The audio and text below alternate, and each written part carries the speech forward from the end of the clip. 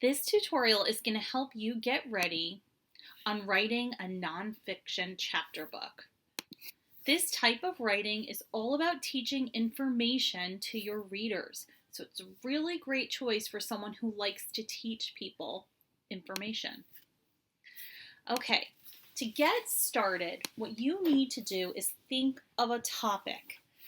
In nonfiction writing, a topic is the whole subject that you're going to teach about.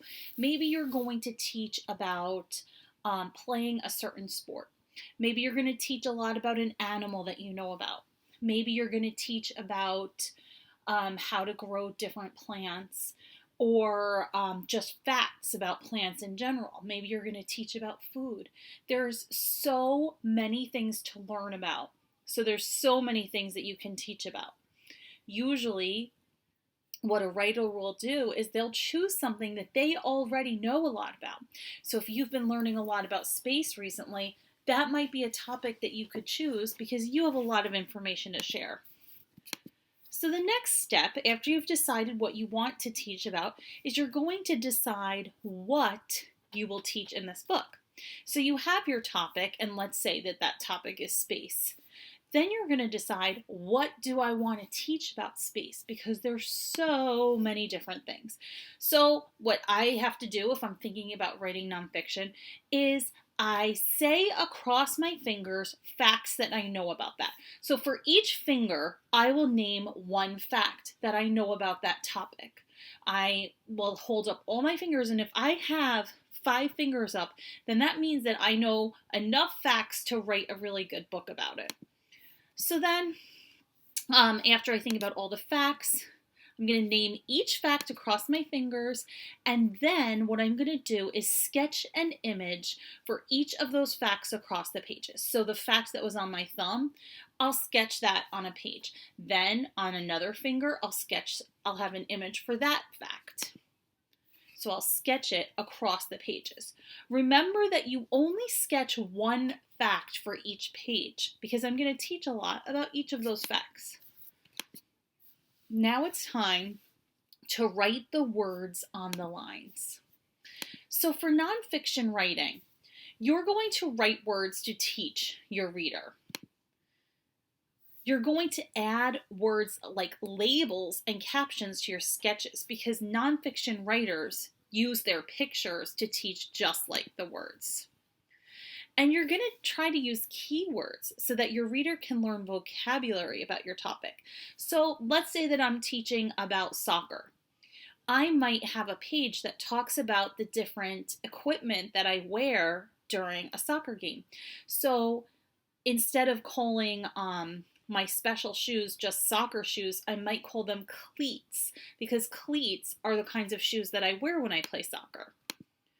Okay, after you finish writing everything, now it's time to revise your writing to make it even better. So I'm going to give you a lot of different ideas for how you can add details to your nonfiction writing. You should start by thinking about questions that your reader might have. Then, if you're trying to get your reader to understand something, you might make a comparison. So for instance, in here you see a shark tooth and they're saying it's sharp like a knife, because then someone can imagine how sharp that is. You might give an example. If you're writing a book about toys, you might say there's different types of toys. There's dolls, there's balls, there's games. So examples are always a really helpful way for teaching your readers. You should definitely use a picture to add more information. Nonfiction chapter books always have a lot of really good pictures and diagrams and maps and things so that readers can really picture what you're trying to teach about. Now, twin sentences, if you remember learning this during the year, this is when you're teaching keywords. So let's look at the example here. It says dogs like biscuits, and biscuits is underlined because someone might not know what that means. So the next sentence says biscuits are like cookies. So that's a twin sentence because those are two sentences that are used to give someone a keyword like biscuits if you're talking about dogs, and then the next sentence teaches what that word means. So let's take the soccer example. If I said soccer players wear cleats, my next sentence could maybe say, cleats are special shoes with spikes on the bottom, so that I'm teaching my reader what that word means. You also could think about size, shape, and color words. So if I'm teaching about a sports team, I might talk about the color of their uniform. I might talk about the shapes that you would find. Let's say that I'm teaching about different types of sharks.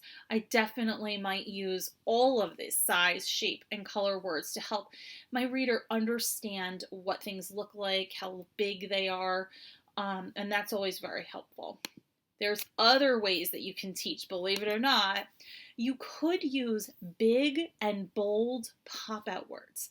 So sometimes in nonfiction, authors don't just have the letters all look the same. Sometimes they'll have some of the letters be really big, or some of the letters in bold print, which you can see here the word bold, it's darker. And that's because the author is trying to teach that reader something special about that word. Now in this page, it talks, or this spot right here is talking about including the pictures. So you can see you might use arrows to help show something. Captions are the words underneath your pictures.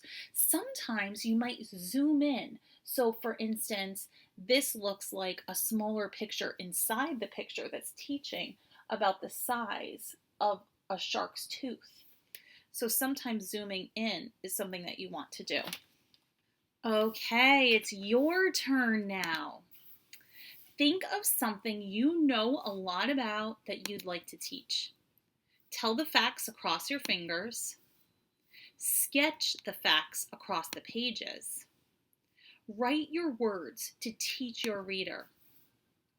Revise by thinking of all the ways that nonfiction writers teach. Share it with your teachers or someone at home. And you can come back to this video as many times as you need to if you're looking for ideas on how to make your writing even better. Writers take a long time working on their projects, so you do not have to write your nonfiction chapter book in one day. It might even take you a whole week, maybe even longer than that, and that's okay. I hope that you enjoy teaching about something that you know a lot about.